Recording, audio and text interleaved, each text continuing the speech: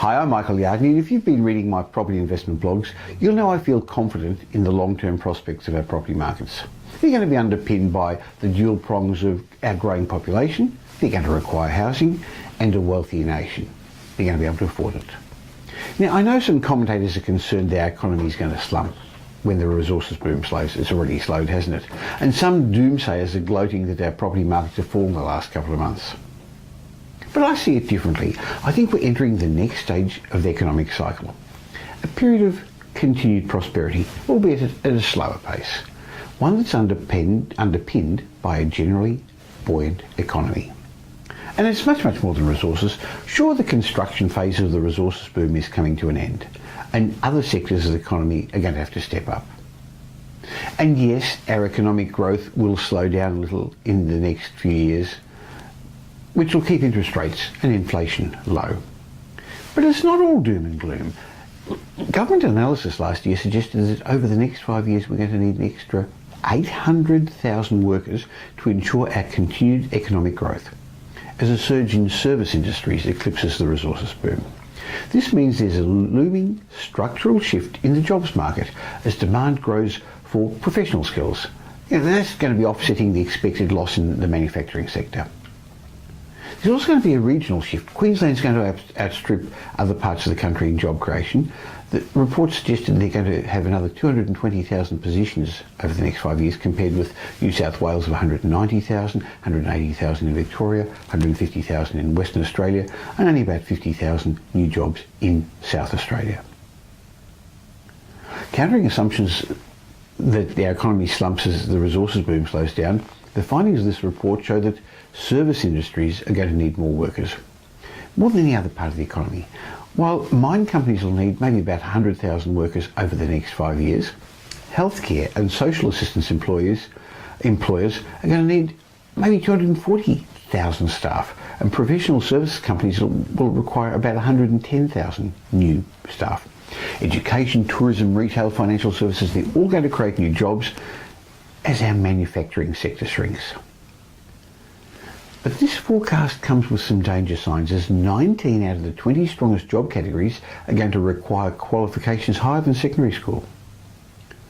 Now, this is a structural change in Australia's labour market, and the significant shift towards higher skilled occupations will limit opportunities available to job seekers without appropriate qualifications, or work experience or employability skills. Okay, other people are saying, well, what about our ageing population? At the same time as needing workers for our growing economy, we need them to replace our ageing population, and in many ways this could provide a greater challenge for us than our population growth. I remember a while ago overseas demographer Harry Dent caused a stir when he suggested that our ageing population and their lack of spending is going to cause the next depression. The fallout of the baby boom gone wrong can be witnessed in Japan, where the number of retirees escalated beyond the number of working age citizens, and that had a notable impact on their local economy. Now, Harry Dent suggested Australia is also facing its own demographic tsunami as more of our baby boomers hit retirement age. I see it differently.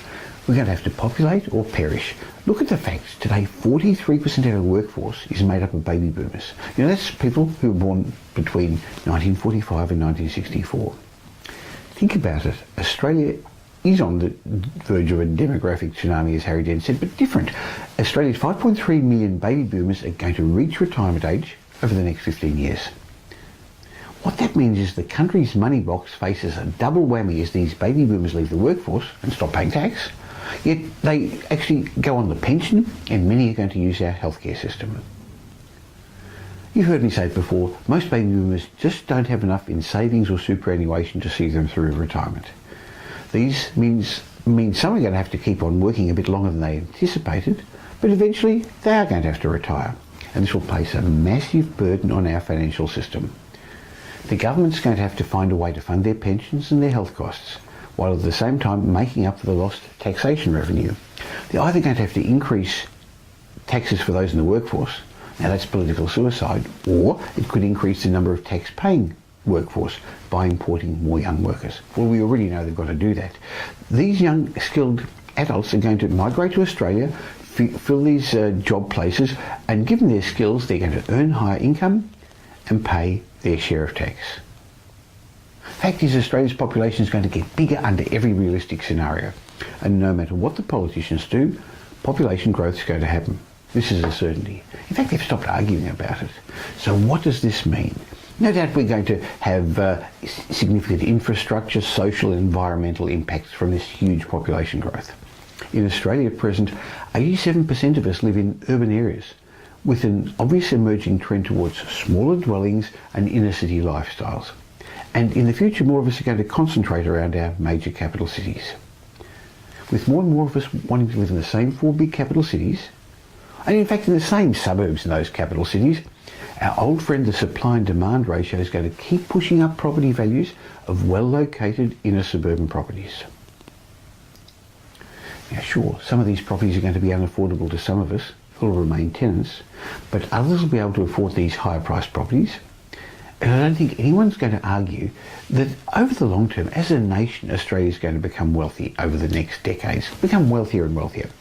The good news is that by many accounts, Australians are already the wealthiest nation in the world. And if we play our cards right, it's likely to continue as we're well positioned to benefit from the Asian growth, which represents 50% of the world's population. Yes, our economy is slowing down, and of course there'll be speed bumps along the way, but our economy is still the envy of most developed nations. It's most likely that we'll have a change of government later this year, but they're going to inherit a particularly good set of economic fundamentals. This means Joe Hockey will likely be able to deliver the same good fundamental economics in his first term of government. If we can keep GDP growth near 3%, underlying inflation around 2.5%, 2.25%, and unemployment rate around 5.5%, then we're likely to remain in a low interest rate environment.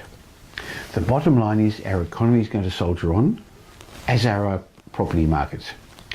I can't see a bust ahead for either. So what does this mean for you?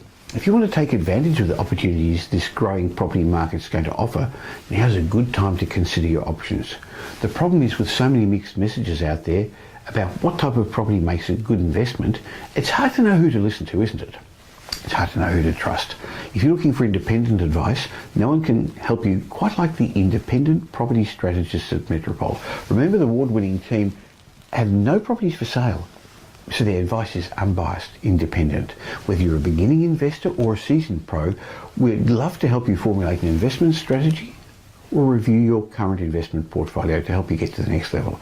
So leave your details in the link below at the bottom of this article, and come along to our office and have a free obligation-free chat. And when you come along to have a property assessment, you're going to be we'll gift you a copy of my latest 2-DVD program, Building Wealth Through Property Investment in New Economic Times. So just click the link down under the article, and we look forward to catching up with you. I'll send you my next property update newsletter in a week's time.